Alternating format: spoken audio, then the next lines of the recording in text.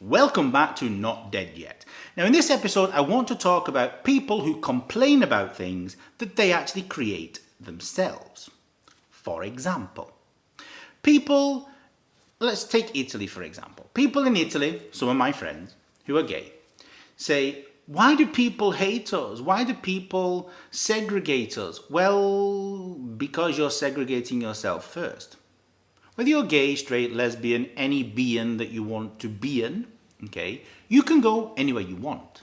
But if you spend all your time going to gay bars, gay disco, gay this, gay mechanic, does it exist? Probably somewhere.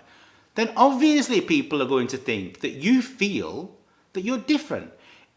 Everybody is different, and different is a good thing. Normal is not a good thing. So if you segregate yourself at the beginning, don't expect other people to accept you if you don't accept yourself in society.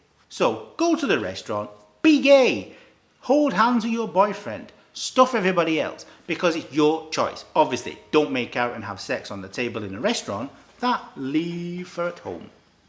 But what I'm saying is, who you sleep next to at night and wake up next to in the morning is your business, nobody else's. Okay? And religion has got nothing to do with this.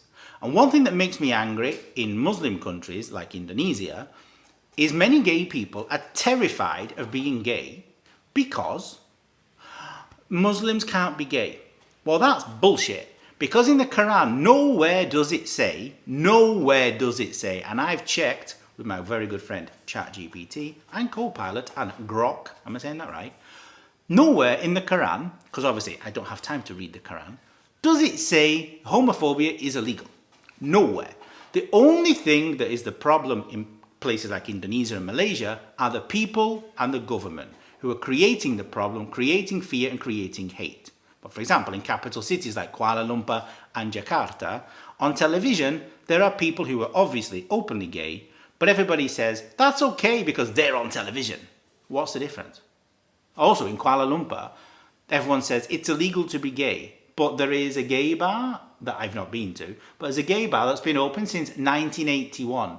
So if it was illegal to be gay in Kuala Lumpur, then I'm sure that gay bar wouldn't still be open 44 years. Very good at maths, because that's the year I was born. So going back to my other point, like I said, these videos are going to be my brain overflowing and telling you everything. Going back to my other point, don't cry about hate from social media if you are the people who are posting videos of yourselves in places which are not, let's say, socially accepted. So, for example, okay, you go to a gay bar in Bali where there are naked men dancing on stage. Why post that on social media?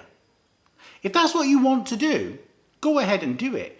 But don't post it on social media and then say, why do people think I'm a pervert? Maybe because you're in a gay bar with naked people dancing on stage, or any bar with naked people dancing on stage.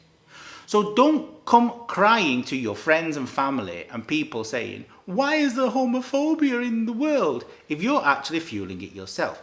If you go to these kind of places, fine, do what you want.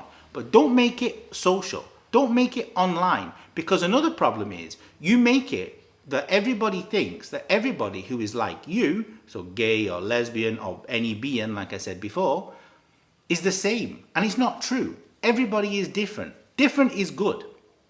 When we're children, remember when you're at school, you're terrified of being different. You want to be the same as everybody else because you get bullied, etc., etc. And bullies are terrible people.